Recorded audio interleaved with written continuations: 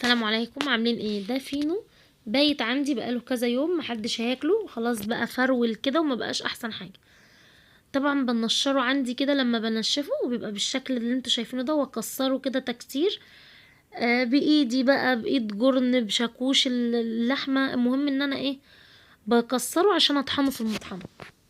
بصوا بديله كده دقه، اللي هو بس انا عايزه يعني اقلل حجمه شويه على اللي هي المطحنه دي، وهطحنه وهيبقى زي الفل. دلوقتي بصوا شغلت كده المطحنه بتاعتي، هطحن كل الكلام ده وهنخله بقى عشان لو في اي كتل او اي حبيبات. وكان الله اكبر بقى، عملت كميه تحفه. هنا كده بصوا نخلته اهو. بصوا بقى الحاجات اللي ما اتطحنتش دي بطحنها، يعني ما بسيبهاش وما برميش حاجه، ما عادش وقت الرمي اللي احنا اتفقنا عليه. هنا كده هحط بقى ايه، كده كنت طحنت الكميه بتاعتي كلها.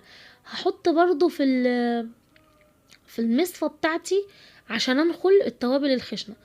ده 7 بهارات وبصل بودر، وده توم بودر. كل ده هنخله طبعا، وملح. انا بتبل الايه، وشربايه دجاج. هتبل الفيجيتار زيه زي اللي بنشتريه من بره بالتوابل. اشهد ان لا اله الا الله واشهد محمد رسول الله. ده الاذان يا جماعه، ولازم ترددي الاذان حتى لو وراكي ايه وفي ايه ومعاكي ايه.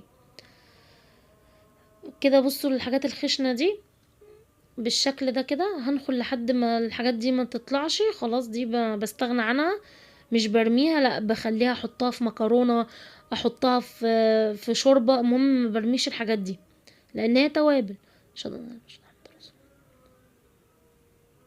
بس كده بالشكل الجميل ده.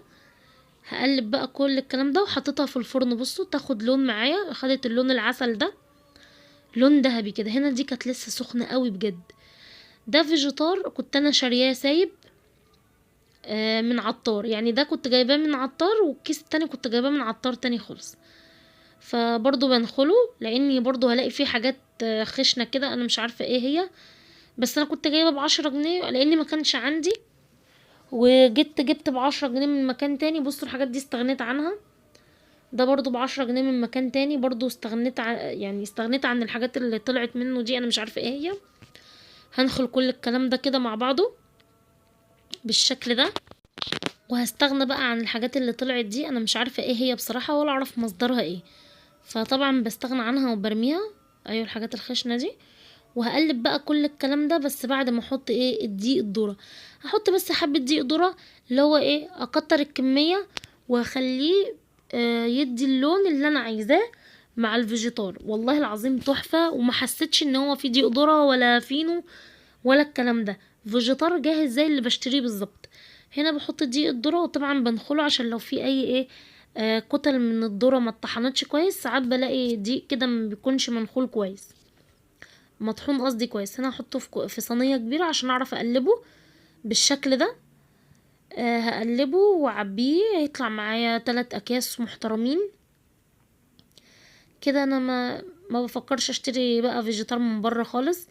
وانتي من الحاجات اللي في البيت ممكن تعملي كل حاجة، وخليكي ست كده مدبرة وموفرة في ظل الظروف اللي احنا فيها. لازم تستفادي من كل حاجة وما ترميش اي حاجة كده والسلام.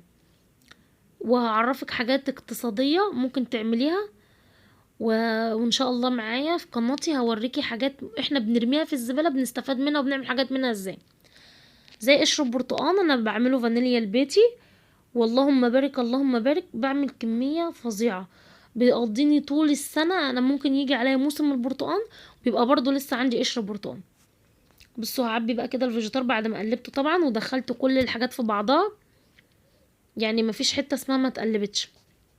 هعمل ايه، دي سكينة حطيتها كده على النار تسخن، هوريكي هقفل ازاي.